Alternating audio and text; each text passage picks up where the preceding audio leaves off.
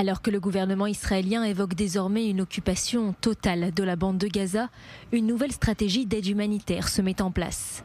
Ce mardi matin, le COGAT, le coordinateur des activités gouvernementales dans les territoires, a annoncé la mise en place d'un nouveau mécanisme d'entrée de marchandises à Gaza par le biais de commerçants locaux, validés un par un par les services de sécurité.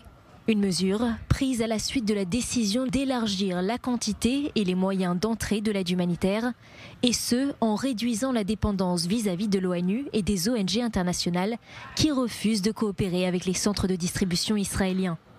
L'objectif est d'augmenter la quantité de marchandises entrant dans la bande de Gaza tout en réduisant la dépendance à l'aide collectée par l'ONU et les organisations internationales. Les marchandises comprennent des denrées alimentaires, des produits pour bébés, des fruits, légumes et des produits d'hygiène.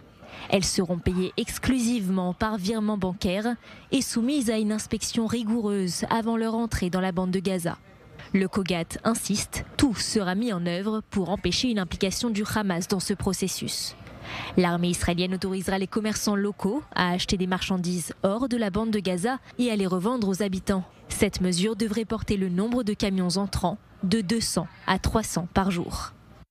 L'armée israélienne, en coopération avec les agences de sécurité, continuera à contrôler et superviser l'entrée de l'aide tout en empêchant toute implication du Hamas dans son acheminement ou sa distribution. Parallèlement aux livraisons par camion et aux largages aériens, cette nouvelle stratégie vise à instaurer un circuit parallèle à celui des organisations internationales. Le Premier ministre Benjamin Netanyahou a affirmé vouloir réunir le cabinet pour progresser vers ces 3 objectifs de guerre: la défaite du Hamas, la libération des otages et l'élimination de la menace sécuritaire à Gaza.